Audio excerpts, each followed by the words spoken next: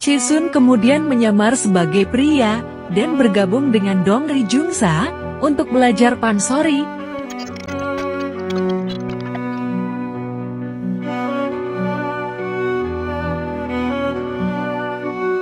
Hai, pengembara. Kali ini, aku mau review film yang diperankan oleh Bae Suzy. Di sini Suzy cakep banget dengan style wanita Joseon yang cantik dan sederhana. Ini dia, The Son of a Flower, alias Dori Hwaga.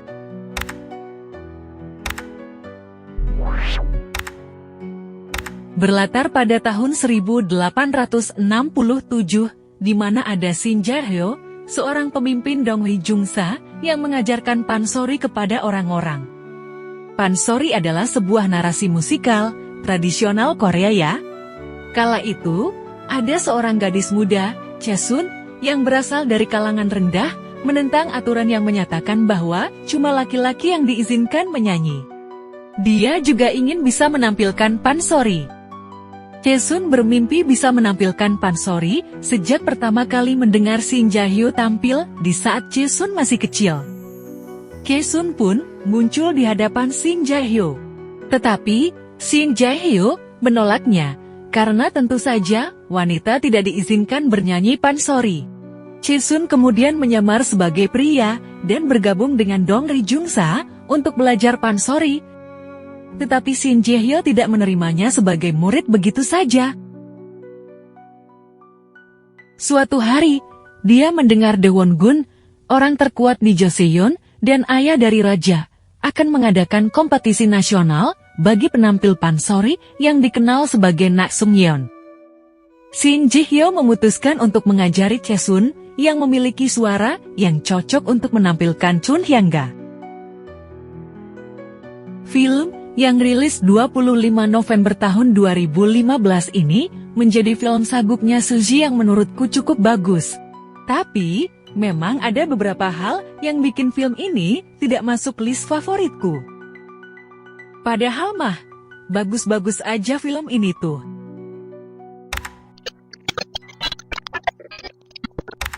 The Son of a Flower, atau aku lebih suka menyebutnya Dori Hwaga, sesuai judul Koreanya. Film ini bertabur bintang-bintang papan atas Korea Selatan.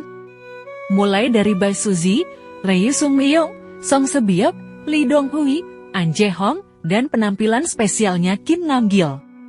Meskipun begitu, film yang menunggangi nama besar rupanya tidak terlalu berkesan di aku. Bukannya film ini jelek ya, film ini bagus kok. Hanya saja, gak ada yang spesial, selain sebuah template perjuangan untuk menggapai mimpi. Untuk akting Suzy, terutama dalam adegan yang menyentuh, ya terasa menyentuh. Tapi, entahlah, aku merasa ada yang janggal dengan film ini, meskipun akting Suzy bisa mengimbani para seniornya. Mungkin karena perbedaan usia antara pemeran, Suzy saat itu masih 21 tahun, sementara Lee Sung-myung sudah berusia 45 tahun. Ya, meskipun udah dijelaskan bahwa ini mencerminkan kisah asli dan menyoroti hal yang menyedihkan, dan memberikan gambaran tentang kerasnya kehidupan perempuan pada masa itu. Suzy pun lumayan berhasil membuatku terkesan. Tetap saja eksekusi film dan perbedaan usianya bukan tipe yang aku sukai. Mungkin, kalau saja Suzy udah umur 27 tahun, saat itu, gap umur nggak akan begitu kerasa di aku.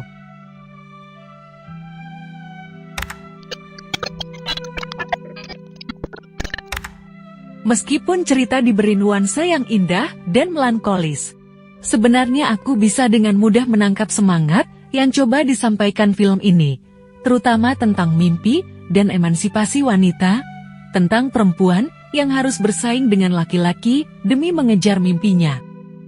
Ditambah akting seluruh pemain yang memang bagus, terutama Kim Nam-gil, keren banget dia walau penampilannya agak jarang. Sinematografi, setting, dan kostum cukup detail, kumal, dan kusamnya para tokoh juga dapat banget. Sebagai orang yang menyukai tema dan genre sejarah, film ini lumayan berhasil mengeksplorasi tema tentang kehidupan sulit Pada masa lalu dan hambatan-hambatan yang dihadapi oleh perempuan, dengan mudah, aku juga jadi lebih mengerti tentang seni dan kebudayaan Korea. Setelah menonton ini, jadi nggak kaget kalau nonton variety show Korea yang membahas gaya Gyeom, pansori, hingga trot.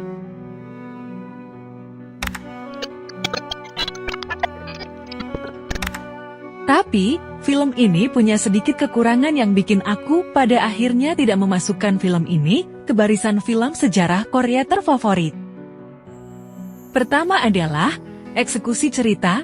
Entahlah aku masih ingat betul merasa sangat bosan pada beberapa bagian film. Jadi, film ini tuh tingkat kebosanannya berasa kayak roller coaster. Meskipun akting mereka pada bagus-bagus semua, entah kenapa ceritanya malah bikin bosan. Kedua, volume musik latar yang kadang-kadang terlalu keras ini mengganggu keindahan adegan menyanyi. Tapi, ada kalanya malah terasa hening gitu.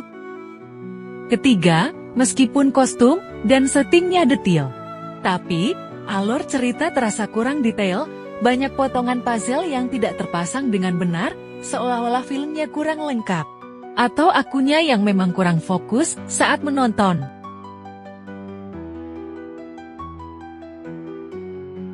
Ya, setelah 10 tahun film ini tayang, aku masih kasih rating 3 dari 5 bintang untuk film yang dibuat berdasarkan kisah nyata dari sosok Jin Chae-son ini, penyanyi pansori perempuan pertama di era Joseon pada tahun 1867.